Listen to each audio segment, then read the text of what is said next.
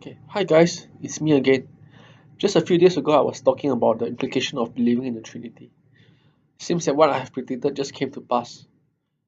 Seems that there are a few Christians that just confirm what I have said in the implications of believing in the Trinity issue. First of all, as I have mentioned in the video, Trinity leads to lying, and evidence of lying can already be seen within a few days of me posting the video. As you can see here, this Trinitarian tells me that he actually believes in one God. But then look at this post. He said this. Your videos are inaudible. I read your transcript. Was God talking to himself in Genesis 1:26? First of all, I have listened to my videos many times. I know that I fumbled on a few words, but then is it really inaudible? I'll leave you to be the judge. I guess the people speaking around him must be pretty perfect then. Okay, small issue. Then he made the claim that he read my transcript. I mean, if he has read my transcript, he would have not asked this question in the first place. Was God talking to himself? The question I would like to ask is, has he even read my transcript in the first place? Uh, my transcript on what do I think about the Godhead.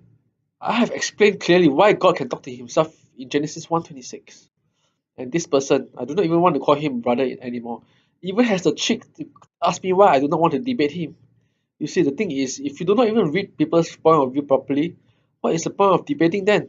I have no interest in sharing pearls with swine. Secondly, the Bible actually tells us not to debate. Titus 3:9.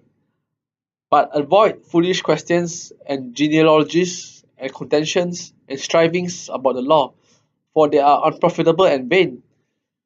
You see, what I realized is that no one is going to profit from debating. If you cannot or refuse to see the point, you will never be able to see it no matter how much I scream at you. So as I said, maybe it's not meant for you to understand certain things. 1 Corinthians 2:14. For the natural man receiveth not the things of the Spirit of God, for they are foolishness unto him, neither can he know them, because they are spiritually discerned. He made this statement saying that we still believe that there is one God. And then he asked me, was God talking to himself in Genesis 1:26? I guess what he expects me to say is, since God is not talking to himself, I guess he must be talking to God the Son and God the Holy Spirit then. So I guess he must have lied earlier than saying that he believes in one God. So I have said, you can lie to yourself, but you cannot lie to others. And then he has a cheek to still ask me what is the contradiction between believing in one God and believing in his version of the Trinity, which is actually three gods. This guy is so blind, he cannot even tell the difference between three persons and our image. Okay, blind guy, let me open your eyes a little bit then. Three, compare three to our. So you can see that three and our is plural. Then compare persons with image. Persons is obviously plural, image is singular. So how can you say that they are the same? Still cannot see the difference? I'm sorry that you're blind then. Of course, I then shared Brian's video on the Trinity issue, but guess I made a mistake. I think it was pretty clear on proving that the Trinity was wrong. If you cannot believe it, nothing I do will make you understand it. This is then what he said. Let us make man in our image. While the noun is plural, the verb is singular. Uh, you see, up to now he still does not get it. So what is the point then? He obviously never considers the fact as to why the Bible obviously says our image instead of our images. In fact, if the Trinity were to be true, the Bible should have said our images. As the verse implied, we're not supposed to imagine the Godhead as three entities, even though somehow God can appear in multiple parts or form. But then we're not supposed to treat the Godhead as three separate gods, but one.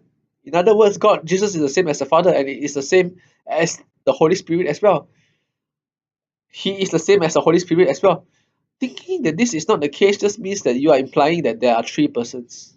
In fact, I give in. You do not even need to imagine the Godhead in terms of body, soul, and spirit as I have described earlier. As people may be slow to realize this, but then to not treat them as one means you are actually treating the Godhead as three separate beings. Separate beings. No matter how you slice it or dice it, three entities means three. Calling three one is just plain insanity. No wonder when I pasted my previous videos in the atheist page, you were so upset. Maybe you do not want people to maybe you do not want to get yourself exposed. Then there is another guy that actually says that the doctrine of the Trinity has been tested for hundreds of years. Guess you should go and join the C Church then, because the C Church has also been around for hundreds of years. You see, if you look at this page, which I'm going to show, which I'm going to display in the description below, you realize that even the atheists actually understands where am I coming from. You see that this shows that the world is better than the Trinity Christians, as in judging as I have mentioned in the previous video. What I do not understand is why would they defend a view that has so much contradictions? As I mentioned earlier, even a small kid can probably tell the contradiction. I mean, the fact that they can actually conclude that the Trinity doctrine actually means one God is pretty amazing. If they watch my video or look at my transcript, they will have understood that I have no problems with Jesus Christ, the Holy Spirit, and also the Father communicating with each other and being separated, just like our body, soul, and spirit can separate on death, and also that they are communicating with each other all the time. Of course, as I have mentioned earlier, this is probably a very primitive understanding of how the Godhead works, as we are not supposed to understand how the Godhead work in its fullness. In fact, I can even prove to you using Brian's video that this view is a view that is invented by the C Church. I will paste a link below.